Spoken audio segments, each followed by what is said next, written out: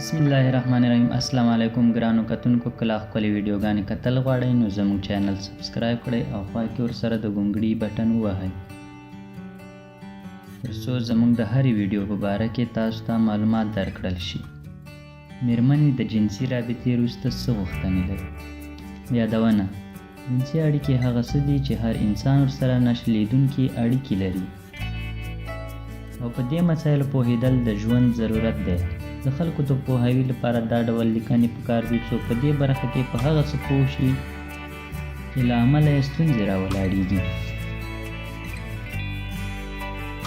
په اروپا کې د یوې سروې یا نظر پوښتنې په ترڅ کې له څو ډلو میرمنو څخه پوښتنه وشوه چې له جنسي اړیکو یا کوروالي وروسته کوم کارونه خوښوي.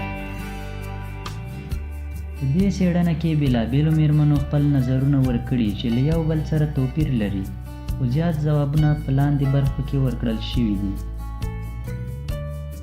لومړی: په غېږ کې نیول.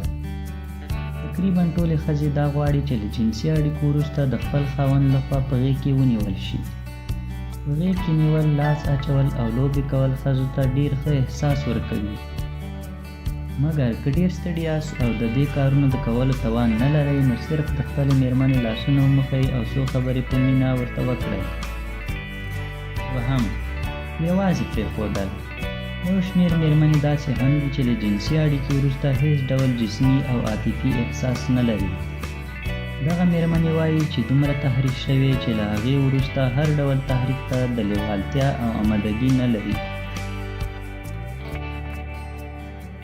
دوی غواړي چې له جنسي اړیکو وروسته یوازې پرېښودل شي.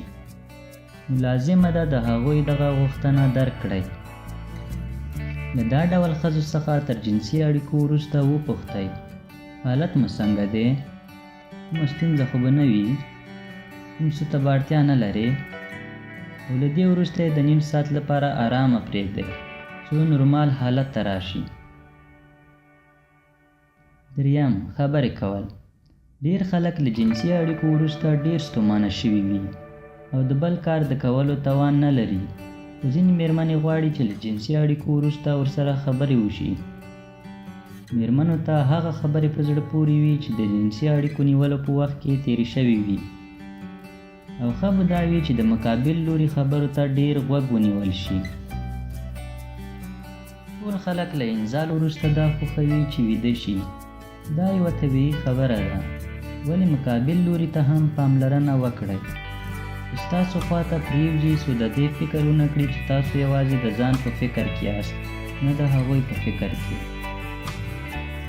دوهم ځل یې لیوالتیا. ځینې وخت دا هم امکان لري چې له جنسي اړیکو څخه وروسته د دوهم ځل لپاره د میرمنې لیوالتیا راپورته شي. نو هغې ته اجازه ورکړئ چې ستاسو سره ولوبېږي او ستاسو لیوالتیا هم راپورته کړي. مګر که چیرې د عمر د زیاتوالي او یا نورو ستونزو له امله نشي کولی د دوهم ځل لپاره کوروالی وکړئ، نو لږ استراحت وکړئ او مقابل لوری په ډېر هنر سره پوه کړئ. موږ درته چې څه وړاندې کوو دا د ټولنې ضرورت دی. تر اوسه مو زموږ چینل نه وي سبسکرایب کړی نو لاندې سور نشان سبسکرایب حکمه ووهئ او خوا کې ورسره د غونګړي نشان ووهئ ترڅو زموږ د هرې ویډیو په باره کې تاسو ته خبر درکړل شي. د توجه څخه مو یو جهان مننه.